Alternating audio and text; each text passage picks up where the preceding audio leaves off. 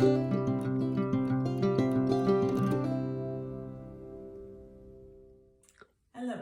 and welcome to another episode of I Demand a Homestead. My name is Amanda, and this is my dog Sparky, who's going to apparently lay down right in front of the frame. So today, what we're going to do is we're going to talk about our newest addition to the homestead, which is our wood stove. We already have a wood stove insert in our fireplace in our family room, but it's a really small enclosed space, and so the heat doesn't really get very far. So the reason why we wanted this wood stove is because we wanted to be able to reduce our use of natural gas with our furnace. We wanted to be able to kind of heat with wood because we have a lot of trees in our backwoods that are dead, and this way we can make use of them and hopefully reduce our carbon footprint a little bit. So what I'm going to do today is I'm just going to kind of show you the parts of a wood stove and kind of talk about how it works. And then we'll do another couple of videos about how to get the wood stove burning, and then how to set up a burn that'll last overnight. So the nice thing about this wood stove for us is that we don't have an attic. So if you can pan up, cameraman, you can see all the way up is just a simple chimney, and then it just goes up through the roof. And pan back down, cameraman. My husband is being our cameraman today, which is great. So it's really actually a pretty easy install for a wood stove, as long as you have enough space for it. Just needs to have the chimney go up high enough above the roof, and then you're good to go. You don't need to build a brick chimney or anything like that. So they're a lot easier than like a fireplace would be.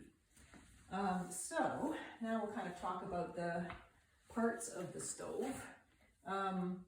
So there's obviously the big part here, which is the firebox, which has a glass door. And the reason why the door is important is because in a fireplace, because it's open, it actually allows a lot of the heat to go up the chimney, which I didn't necessarily know about. But with the glass door here, which closes, it keeps the heat inside the firebox and doesn't allow as much air to go up the chimney, which actually heats better. So that's why it's important that you keep this closed. And so it opens up, and it's still a nice big glass space, so you can still see the fireplace burning. And we actually had a fire in it last night that we let go out in order to kind of scoop out the ashes, but we still have coals in there this morning, which is great. So that'll make it easier to start. And inside are fire bricks, which help kind of absorb the heat, protect this stove, and they also retain the heat and allow it to disperse later on. And then up top here, we added the option of having the blower, which is what kind of, it works on an electric motor, and it's a fan and blows the heat out into the room, which kind of just increases the area that the heat disperses in, which is important for us because we really kind of wanted the heating. Now, if we had like a storm and a power outage, it would still heat, it just wouldn't heat as well. And then in the stove, there are a couple of options at the back where we can kind of set the speed of the fan, and then we also can set it so that it comes on automatically. So that way, as soon as the stove heats up enough, it starts the blower and blows out the heat. And then as soon as the stove cools down, which is like long after the fire is out, and it's not warm enough to generate enough heat anymore, then the fan will automatically turn off, which is a great feature. And then you can pick whether you want a high speed blower or whether you want the low speed. The high speed's a bit loud, so we don't always put that on during the day, but we put it on at night.